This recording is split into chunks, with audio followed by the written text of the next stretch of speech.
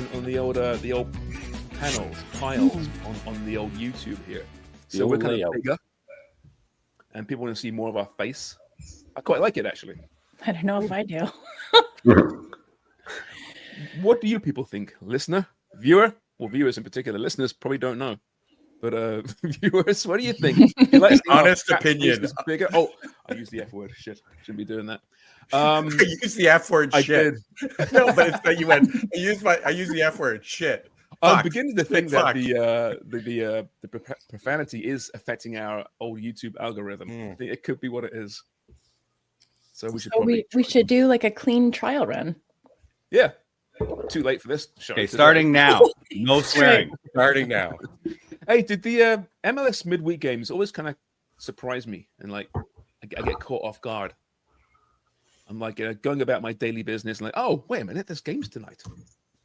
It's kind of weird. European football, you're used to it, right, Craig? But MLS, it isn't that often.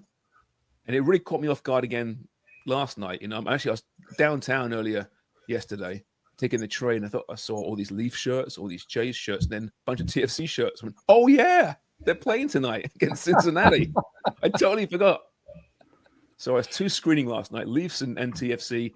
That was a bunch of fun, let me tell you. Wow. Yeah. If you're going to double screen 2 games, maybe they're not the ones to do. But we're not a Leaf podcast. We're a soccer podcast. TFC fell to Cincinnati 1-0, which quite frankly, given how good Cincinnati is, no big surprise. Wasn't a great game. Didn't play very, very well. But if it wasn't for bad luck, I don't think TFC would have any luck at all. The goal they did concede also involves Real Petretta picking up an injury, another injury to this team. You can be critical of a bunch of stuff around this club. We know that. But the injury situation is at crisis point, I think. If you're going to have any sympathy for this club, and I think you should, at least for the medical stuff, I think it has to be that, Craig. This is getting a little bit out of control right now. Yeah, I don't think the fans are buying any of that, though, at this stage. They're just fed up with the way it's going. Sorry, can I just, what is all the banging? Is there like construction going on somewhere? Who is it?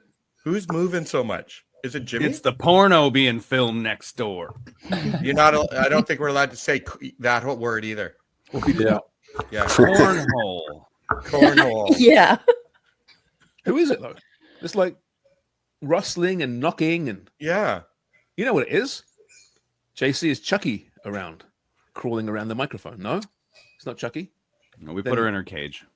Jimmy looks still. He looks... Jimmy's like not moving. I'm trying not to move. He looks so guilty. It's got to be Craig. I think it's Forrest's broken microphone. Totally, it's his broken microphone. I'm sorry, Gregor. It's not me. Are you sure? I don't think it is Gregor. I don't know. Okay, go. Sorry, I am sorry. I lost my train of thought there. Injuries. Oh, yes. Craig was talking about how the fans don't care about that as an excuse at this point. Oh, good. I like that start. Go ahead, Craig. Sorry about that. No, I don't think they care. Well, they don't care. They're not even showing up anymore. The South End was barren last night, wasn't it? Statements being made. Now, I mean, I would say ordinarily with the Leafs in town and the Jays in town and the Scepters had a huge game as well, which they lost. They lost as well. Hey!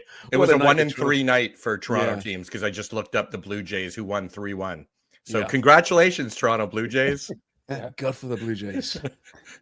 Yeah. I would say that's an excuse, but it was the South End, right? And the South End, generally speaking, wouldn't care about other sports. They're coming out to support their team. So as Brad Humber told us on the last podcast or one before last, whenever it was, the fan groups are kind of making a statement right now. It seems that. And when they're away, the whole atmosphere changes. J-Mo was tweeting about that, saying there's just no atmosphere here. And it's because you forget how important the supporters groups are to any football club. They're everything, man. The atmosphere is huge. And without it, you're missing out on that whole experience. And it's been very good over the years in Toronto, to be fair, through all the poor years and whatnot. It's been well supported, but it's got to a point now where they're running it into the ground. That was not me. That was me. I'm having difficulty with these new boxes and framing myself, and my mic isn't as dexterous as my head right? Because it won't move. I've got a desk over here, so I'm trying to move it. A big head. This happens. It's a big head. It is. I'm head shaming you. I'm offended by that, Craig. Oh God! It's the Let's head I not was get given. into that. The head I Just was because you're born with. offended doesn't mean you're right. You got to watch yourself. For Christ's sakes, Forrest. Jesus. Yeah, we don't want to edit anything, Craig. No, Craig. Oh, I'm just Cut talking about anything out. Sharm. To bring it back to TFC for a second, like I think yes, there's no atmosphere. They've lost the faith of the supporters, but it's also what you're saying, Sharms, with the other sports teams, whether they're owned by MLSE or not, but just that they're competing with in that market, that they've fallen down the pecking order there. So from an ownership standpoint, they're looking at that, and it's not only the team doing poorly, the fans not turning up, you're not getting the turnstiles there, but then it's also I think I said this on the dark web yesterday, and Forrest, you mentioned you saw, I don't know if everybody else did, but it was Ben Steiner who tweeted about it. He said a busy night of sports in Toronto has brought TFC tickets to dirt cheap, $5 tickets to a $5 and plus a $5 Ticketmaster fee. So with all that competition, it's the dropping prices. You're trying to lure fans kind of back, but they're not even having it when they're almost giving away the tickets. So it's a really big problem, I think, now that they're facing. It's not only the on pitch, but it's everything around it, and then how they're faring competing with the other sports teams in the city. Here's one for you. So remember my friend Scott, who I read out his letter last week. He actually got an email from TFC over the weekend.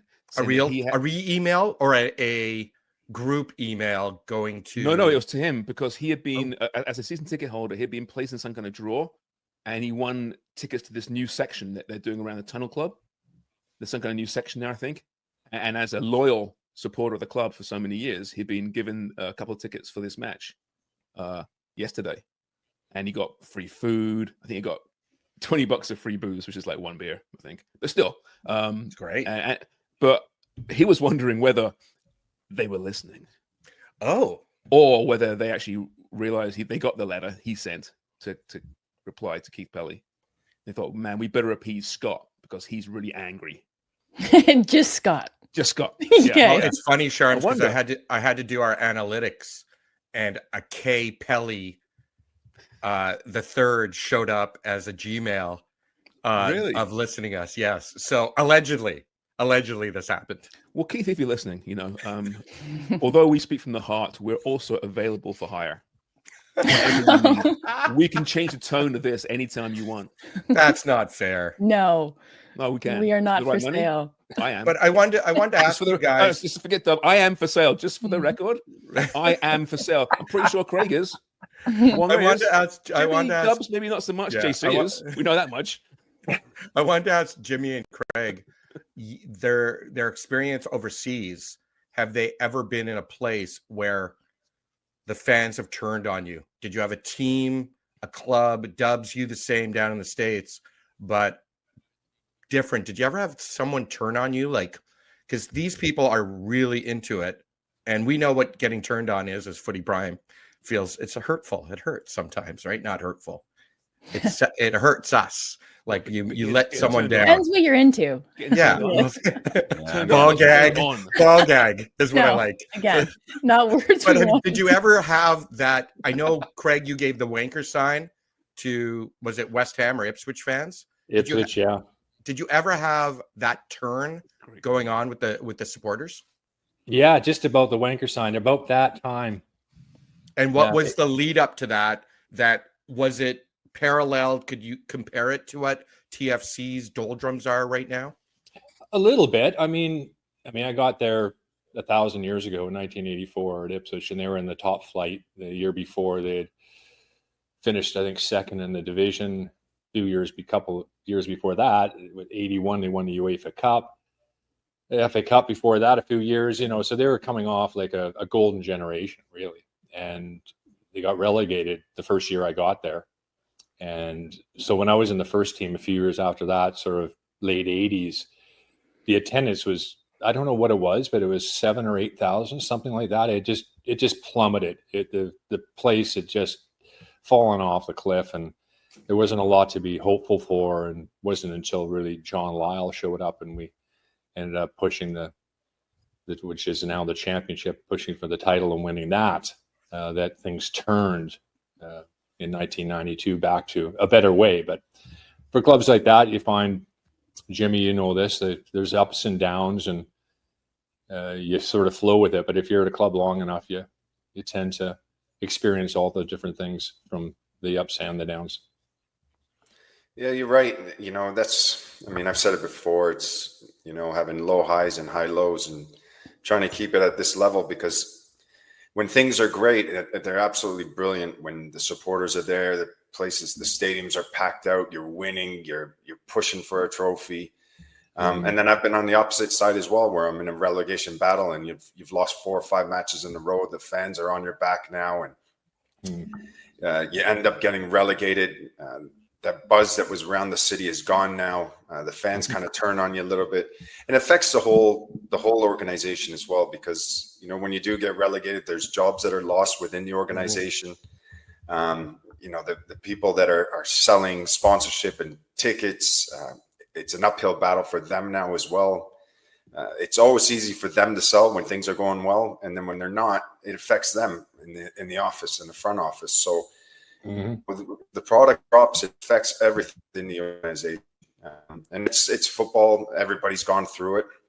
And TFC's there at the moment right now where things aren't going well. They're having difficulty. That's probably why they're phoning up supporters, trying to get them back in the building, giving some incentives and just trying to keep them positive for when they do turn things around eventually. Then those fans are still there. Like, this isn't the first year that TFC has sucked. It's been several years now. So they're at their end of the rope. It's a lot of free hot dogs. But you have to they should be giving away free hot dogs. Yeah, it's not an ideal situation, but TFC is not the first club to go through this. Yep. There's plenty of others all around the world that go through it all the time. But I think there will be some big changes when they do eventually free up their roster. There's a lot of players that are out of contract come the end of the season, and I think that's when you're going to start to see serious changes. Their hands are tied at the moment. They're just trying to get through things right now. I think in the summertime, you'll probably see some changes as well, good, positive changes. But then come the end of the season, I think that's when you're really going to see a big difference going into next year. I don't have Dr. Jaideep's comment, but I read it, and it was on Twitter, and he said something about there's an irony to saying Toronto till I die, until they start losing. And then it's like, not so much. That's a good point, actually. Yeah, you're not dead. No, you're not dead. Just dead inside, dead eyes. That's right. Yeah, I was going to say, and to Jimmy, this is, I guess, would be the perfect question to pose to you, but you as well, Forrest, I want to hear what you have to say. Is it made worse because we had a couple of commenters, and again, I don't remember them verbatim, I don't have them in front of me, but is it made worse because they've won MLS Cup, because they've seen the highest of highs? Like, it's almost like it would be more acceptable, more palatable if it was a team that had never achieved any success. But because they have done, they've been there, now that they're at a low point, it's made worse because you can compare it to the great years, the halcyon days, as Sharms likes to say. And as a player, and I think this is probably a bit of a stretch, but what Manchester United is going through now, and then if they win the Europa League, they won't have a parade. They're going to have like a backyard barbecue or something, and a backroom staff isn't paid for to go to Spain. And so Ruben Amorim has said he's going to pay for 30 backroom staff. Bruno Fernandes himself as a player has stepped up to say that he will shoulder some of that cost. Eric Cantona, like former players, have weighed in, right? Mm-hmm. Do you feel a personal responsibility as a player? I know that you're meant to focus on the pitch, but do you feel like when you're going through it, Forrest, that you want to do something yourself? You want to do something that shows the fans that you care about whether or not they're in their seats? Yeah, I know. Absolutely. I mean, I did care, and it certainly played on me when the team wasn't doing well, fighting through that and just hoping that you can turn the corner. And sometimes it just seems like it's never going to happen. But it's a humbling game. It's a humbling position playing goalkeeper as well. You can't really affect the game. You sort of have to let things happen more than make things happen. So you're kind of just sitting there, just hoping that you can turn the corner. I think Dubs is a good point though. Like if you've won and you've been to the peak of the mountain, and then the fall is so great, it's worse than having never experienced the highs of that peak. I don't know about that. I've never seen the Leafs win a cup in my lifetime. It's really, really bad. It's not fun. I'm angry. I'm frustrated. I don't think it would have been a different feeling if I'd seen them win. I don't think. I don't know. Yeah, but with I mean, it's a good point. I mean, United fans are furious. I mean, they're just so beside themselves because they were so great. The fall has been dramatic, and they can then point fingers at ownership. It's easy to point fingers, right? If you've never won, there's been numerous owners over the course of 40 years and management teams, and they still can't get it done. Maybe that's when apathy comes in. No, but you're right though, Sharms. Different expectations at the beginning of a season, correct? Like, I know that Craig, I remember like me finding out that you were player of the year at Ipswich. I think it was the 92-93 season. And that's personal accolades, an amazing season you probably had to win that award. But it was also one of the shittier seasons for Ipswich. Yeah, that just means when the goalkeeper gets that award, he was peppered the whole thing. Yeah, exactly. Yeah, it's never like we won the championship and the player of the year is the goalkeeper. Right. Like, no, that never but happened. Did it? And I know it. Well, tell me how you felt winning that award. Did it mean much? Well, it was actually 95, and I remember we got relegated that year, and I remember they wanted me to say a few words on the mic, and that was difficult because I was trying to, say, "Oh, we're gonna get it right. We're gonna get back in the Premier League next year," and the fans are just wah, wah, fart in church. Meanwhile, you went through 18 pairs of gloves that season. Yeah, exactly. Yeah, I was averaging like 10 shots or something a game. It was crazy. That is a lot of shots. Yeah, averaging that, eh? Jesus. Although you have got a tattoo of the actual the trophy, haven't you? Somewhere. Yeah, that's right. 95. But it's also different. I think there comes a point too where you look at, let's talk about Toronto again, different sports, different franchises. You got the Leafs, obviously charging an arm and a leg, and the rich, wealthy supporters are going to those games. Football's been a working class sport for forever, and so it should remain. And I think the ticket prices should reflect that. So when teams like Ipswich or, we see what Sunderland are doing recently, getting into the playoff final, and saw how brilliant it was in the atmosphere at the Stadium of Light. They also have had problems with supporters coming to games, and the Stadium of Light being basically half empty at times, because these are working class people that are spending hard-earned money to go to the games, and they feel that they are paying your wages, whether that's right or not. They certainly are. They have a point, and they feel that way, that they're a part of the fabric of the club. And when things aren't going well, they're not going to spend that money that they're working hard to earn. It's different. I'm sure many of our viewers, listeners have watched Wrexham. It's brilliant. But there's also a fantastic documentary called Sunderland Till I Die. It's only a few years old now. It's a couple of seasons of it. And you get a real good idea of that club and where they fell from. And now they're climbing again. And they're into having beaten Coventry this week. They're into the playoff final. So that's one to, if you're waiting for Wrexham to launch the new season, which comes up actually, I think maybe next week. Give Sunderland Till I Die a crack. It's fantastic. It's just as good as Wrexham, in my opinion. Sharms, I wanted to put a bit of a bow on the TFC check because we get in trouble for that. But this is from one of our listeners, Greg Lawrence, we asked Brad Humber, former president of the Red Patch Boys supporters group, what was his tipping point. And for Greg, a big one was giving Insigne the armband was just so appealing. Appalling. Sorry. You couldn't have been any more wrong there. And appealing. What a slap in the face of anyone who's cared about this club. So I just bring that up because everyone has a different tipping point as a supporter, whether it's I know Sharms brings it up a lot, but the cost of beer. And that seems to resonate. And our friend Dave DeCola, he mentioned, he lost love with the Leafs. And what he leaned into was the Canadian national team and more football and more soccer instead of, and this is where when you lose, and it's a conversation we had our 2 podcasts ago about when you lose a supporter, it's twice as hard to win them back or even more. And that's what worries me about TFC right now, is that they're losing people who have been full-on supporters, thick and thin, Toronto till I die. So I guess that's where they're leaving it. Yeah, but you know what? Winning changes everything. It's simple as that. Right? I know. We've seen TFC in the muck before. We talked about it on this podcast. You know, fans, protests, staying away, and then they turned it around. They signed a little Italian fella called Sebastian Giovinco, and then it was the hottest ticket in town. Everyone loved them. It's because he was wee. That was a big part of it. If he was Peter Crouch, not as much love. Yeah. No, but if you're wee and scoring goals like that, worldies, right?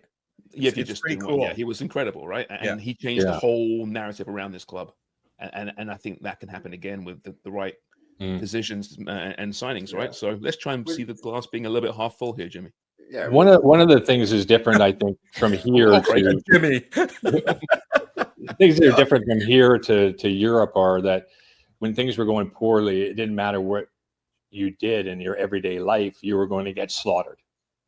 Whether that was shopping at Sainsbury's, or that was going out for dinner with your partner, you're going to get it. You're going to get it from the restaurant staff. You're going to get it from people, patrons. Like it is absolutely unbelievable how different. Don't eat your burger, Craig. Yeah. Tap you on the shoulder. What's going on with the club? Oh God. Oh yeah. No, but what I was going to say was that with a league that does have salary cap and parity, it's only four new faces that come into a team and can change it. We've seen it in MLS all the time. Mm-hmm. And things aren't going well for TFC right now, but you can see what's happening out in Vancouver and the success that they're having, how everybody wants to be a part of success and how it drives a community. And there's a buzz around the city and the football community now in Vancouver. So, they've got it right. They're heading in the right direction. And it's great to see where the Whitecaps are right now. Mm-hmm. And they've been criticized as well for not, stepping up as far as getting a DP. Maybe they need that 1 or 2 players that they need to spend a bunch of money on, like they do at Toronto SC, to be successful. They haven't done that, but they've managed to be successful just the same, with arguably their best player injured. Perfect segue, fellas and lady. Jesper from Carrie and Seamus. Typical great interview with the crew, and so lovely to not only see the Whitecaps gaffer share his insights and thoughts on football, but also that he has a deep appreciation for Dubs puns. Now, stop talking about the West Coast and get back to your Toronto-centric ways. Oh, put it back up. Wait, can you read that again? I wasn't listening. Oh God! So this is from our friend playing with a graphic on friends Carrie and Seamus. Jesper, typical great interview with the crew, and so lovely to not only see the Whitecaps gaffer share his insights and thoughts on football, but also that he has a deep appreciation for #Dubs puns. Now stop talking about the West Coast and get back to your Toronto-centric ways, as we've been want to do. We are Toronto-centric. We are not. We've devoted way more time to Whitecaps this year than Toronto. We have. It's CF Montreal who is the gray-bearded stepchild. Yes. I don't want to get in trouble. So gray-bearded means you're an old 63-year-old stepchild who should not be complaining as much. Another point yesterday, but yeah, that's okay. No, they haven't been doing very well. They haven't merited a whole lot of airtime this season, it's fair to say. Are you feeling like we should give a little more time to CF Montreal? Like, or are we doing what we should be doing and kind of not really talking about them because there's not much to talk about? The latter, not the former. Oh, very good. Yeah. Okay. I mean, point last night. We do live in Toronto as well, right? We are kind of bombarded by Toronto. It's kind of, so if we do skew that way sometimes, I'm sorry, but maybe you want to start your own podcast up. No, don't do Less that. than half of us are But I fans. think for people who are saying, "Oh, you're only talking about Toronto," like you're wrong. We're talking about Toronto now because it's timely and there's fan unrest. But we've 100% devoted the most time talking MLS clubs to Vancouver Whitecaps, and I think rightly so because of how they've performed. And then Jesper Sorensen endeared himself to me further because he so loved my puns. Yeah. Yes. Well, love is a strong word. He seemed to. Acknowledge them. Oh, yes, I see what you're yeah. doing there, Amy. I see what you're You doing know, there. she had that one. She had that locked and loaded when it was, what food would you eat to gain 30 pounds? And you knew she, like, the air cleared, no one talked. We could tell Dubs had something to say and threw in, I thought it was going to be a Danish. I didn't say ha ha ha. Oh, I'm that's what pretty I sure you did. I felt jealous. I was a little envious about the Oh, response boy. you got. By the way, just using Wonga's term to put a bow on it, regarding TFC, we people have said, why don't you reach out to TFC? And we have reached out to TFC to get someone on the show, and we're still waiting to hear back from TFC. Yeah. Again, It's funny that, isn't it? When teams are winning, they're more likely to put somebody in. they're like, just ignore everything until the summer. Ignore everything. It's not a bad tactic, actually. I don't blame them. Yeah.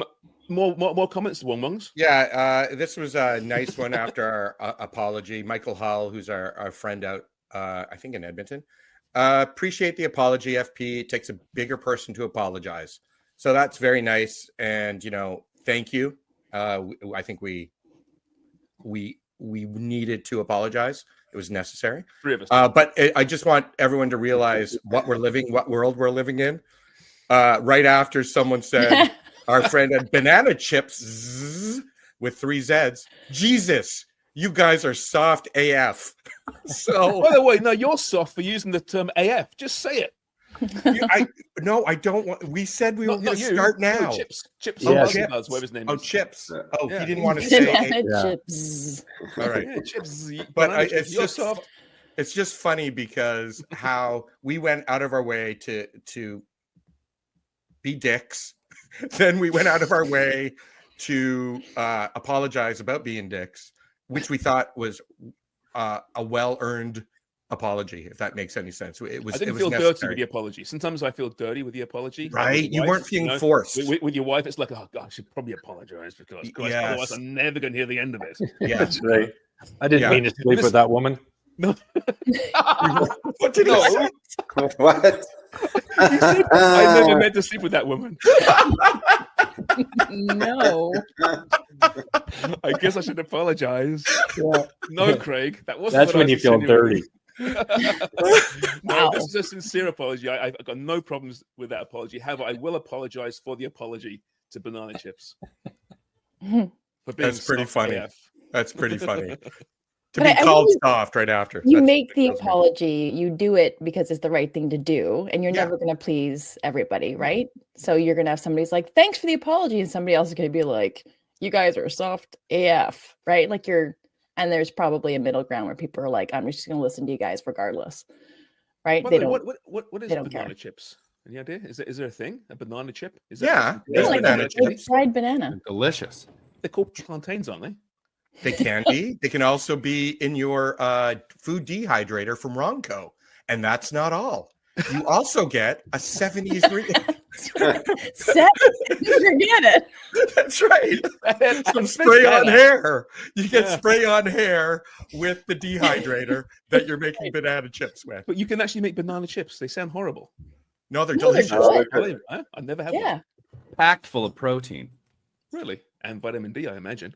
potassium. Potassium. Right. Oh, yes. Right. It's good for you. So that was my last comment. The soft is AF, just so Okay. you guys know. Okay, good. Also, the most amount of dopamine of any food can be found in bananas. I actually did not know that. Charlie, Charlie just wants She's an eating a banana as exclamation we point He speak. of loves it. bananas. She's a big fan of bananas. We've got like 7 minutes left, as I have, because I've got to get out of here. Yeah. I want to quickly touch on this weekend is the final match at Goodison Park for the men. For the men, because they're actually going to give the stadium to the women. Are you happy now, Dubs? Yeah. Wow. Thanks, man. second-hand stadium, which is falling apart, is in disrepair. They need hey, you guys can have it.